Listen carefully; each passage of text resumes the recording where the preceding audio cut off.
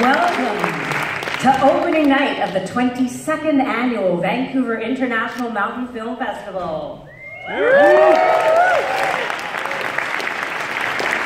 The Vancouver International Film Festival acknowledges that the land that this theatre, as well as all of our other venues, is on, is the unceded territory of the Squamish, Musqueam, and Tsleil-Waututh nations, and we seek to foster positive relationships with our Indigenous brothers and sisters, and to help preserve the land, the waters, and the mountains for us all to enjoy for many, many years to come.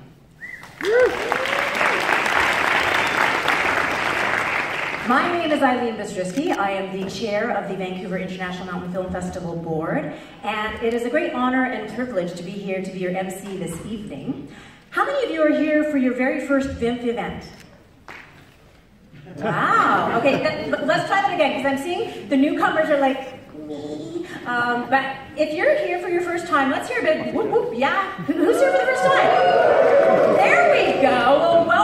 Well, welcome to the VIMFF family. We are so thrilled to have you here. And what that means, of course, is that the rest of you have all been here before. So let's give yourselves a big round of applause for coming back.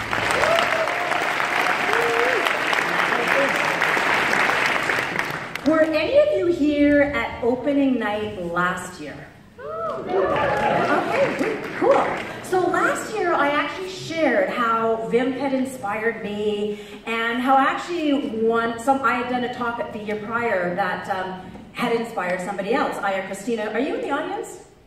Yeah! All right, so I found out that she was inspired by me, and then she and Valtteri and Ariane and Sandra, they did a stand-up paddleboard expedition and show last year, and we met for the very, very, very first time last year at VIMFF.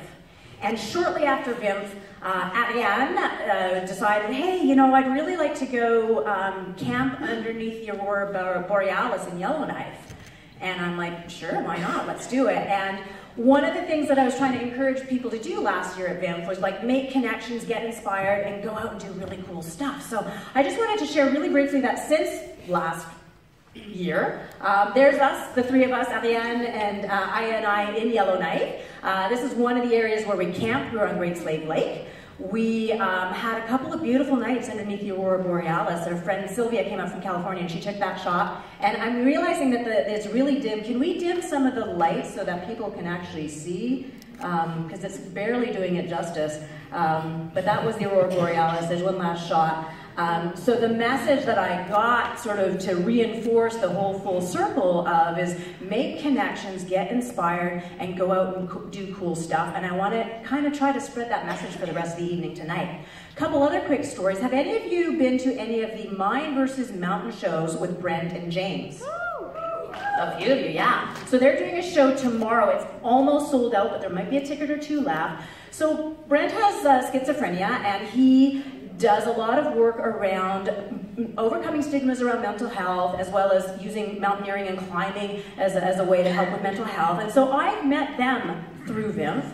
And last year, prior to their trip to the Himalayas, we went out to the local mountains. That's actually Ronnie Jones, who's here taking pictures. Hi, Ronnie. And we did just like some basic crevasse rescue, you know, just refresher stuff and some glacier travel.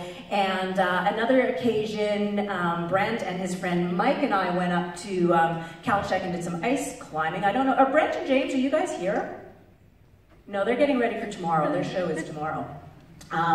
But anyway, what was super cool is just making these connections of people I would have never met otherwise, and getting outdoors and actually doing some cool stuff. There's Brent, you know, ice climbing in Calchek, which gave me a bit of a, you know, I had been ice climbing before, but it reinvigorated my desire to go out and do more. So this past month, I guess it was January now, there was this ice climbing festival in Lillooet. It was a Lillooet Ice Climbing Festival, and I really, really, really wanted to go to it.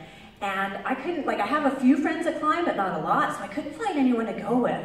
And I think one of the challenges about living in such a beautiful place like Vancouver is there's so much to do. So there's like rock climbing, ice climbing, mountain biking, skiing, cross-country skiing, you name it, mountaineering, everything. So every weekend, all your friends are off doing different things, and you can never get people to do stuff with. So I was faced with this dilemma of, well, I don't know anyone, what do I do? And I decided to start basically, you know, connecting with random strangers on the internet, basically, because there's this Facebook group, and just going and showing up. And it really, really pays to show up. I went up to Lillooet by myself, got reconnected with a bunch of people. That's actually Paul McSorley on the left that was bringing a line up. This is ICBC, we're in Marble Canyon. The guy on the right is leading a route on the right. And everybody was just so open, receptive, welcoming, warm, encouraging. And I could have just been at home sitting on my couch moping because I didn't have anyone to go with. So the message I kind of took from that particular trip was to get out and go anyway, just show up. So 3 really quick examples, oh, and there's me on one of the routes. 3 really quick examples that I wanted to share with you guys as to how things like festivals like this can create connections, can create inspiration. And you might not be into ice climbing, but there's, coming up ahead, there's 10 days, there's 7 venues, there's 42 shows, there's 67 films, 36 speakers. I invite each and every one of you to get out as many times as you can and soak up as much inspiration as you can and make the effort to connect with the person sitting beside you, possibly even connect with the speaker. Believe it or not, I have a really difficult time finding people to go out with on weekends because everybody's so busy. So if you want to go out and do cool stuff, talk to me, let's go out and do cool stuff. But take this festival as a bit of a launching pad to meet and connect and go out and do your own thing, and then take it one step further and share that. Use the hashtag inspired by VIMFF.